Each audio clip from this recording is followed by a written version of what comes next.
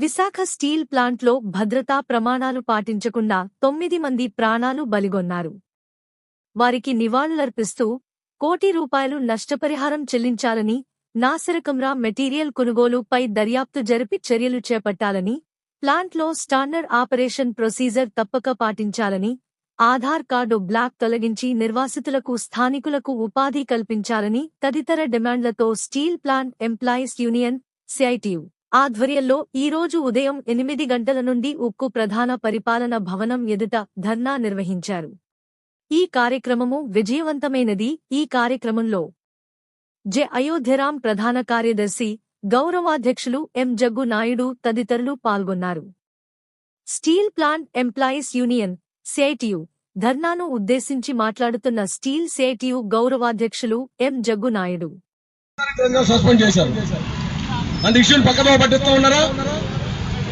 బీహార్కి వెళ్ళండి, మా మిత్రుడు తాలూకా శవం రోడ్డు మీద వెళ్ళా, ఏర్లో వెళ్ళా, చివరికి అక్కడ శ్మశానంలో క్రిమేషన్ అయింది. మీకు చిత్తశుద్ధి ఉంటే ఆ కుటుంబానికి మీరు బాధ్యతలు ఇచ్చారు, తప్పది. ₹1 ఇవ్వండి, తద్వారా వాడికి నిజమైన నివాళులు ఇచ్చినట్టు అవుతుంది. ₹1 ఇవ్వండి, అతను ఉన్న ఇద్దరు ఆడపిల్లల వరకు న్యాయం జరుగుతుంది.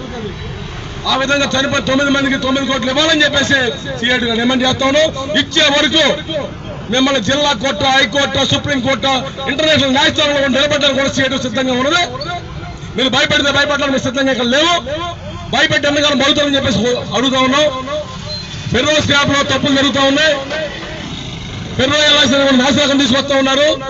తద్వారా మాత్రమే యాక్సిడెంట్ జరుగుతూ ఉన్నాయి. స్టాండర్డ్ ఆపరేషన్ ప్రొసీజర్స్ ఏది ఫాలో కావడం లేదు.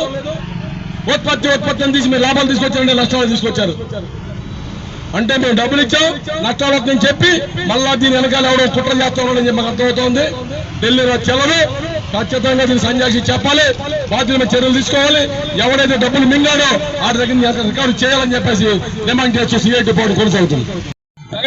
ప్యాకేజీలు స్టీల్ ప్లాంట్ మెయింటెనెన్స్ కోసం కానీ, యంత్రాల మరమ్మతుల కోసం కానీ, మొత్తం యంత్రాలు ఏర్పాటు చేయడం కోసం కానీ ఒక్క రూపాయి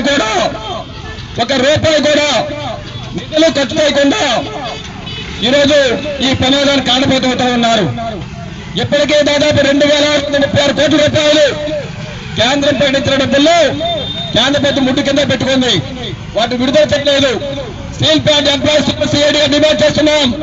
తక్షణమే కేంద్ర ప్రభుత్వం 10,000 కోట్ల రూపాయలు విడుదల చేసి స్టీల్ ప్లాంట్ అన్ని విభాగాలు మెయింటెనెన్స్ సరిచేయాలి, కొత్త యంత్రాలు ఏర్పాటు చేయాలి, పాత యంత్రాలు మార్చాలి, ఎంప్లాయీస్ ప్రాణాలు, కాంట్రాక్ట్ కార్మికులుగా కుటుంబాలతో ప్రాణాలు కాపాడాలని చెప్పని మేము డిమాండ్ చేస్తా ఉన్నాం. దానిలో భాగంగానే స్టీల్ ప్లాంట్ రాష్ట్రాలు కాపాడాలని చెప్పని మేము డిమాండ్ చేస్తా ఉన్నాం.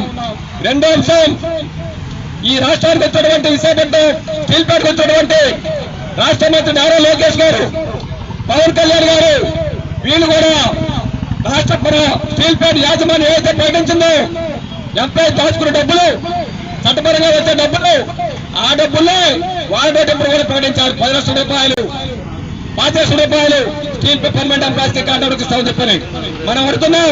మనం దాచుకున్న డబ్బులు ఇవ్వడం కాదు, చట్టపరంగా ఇచ్చే డబ్బులు కాదు.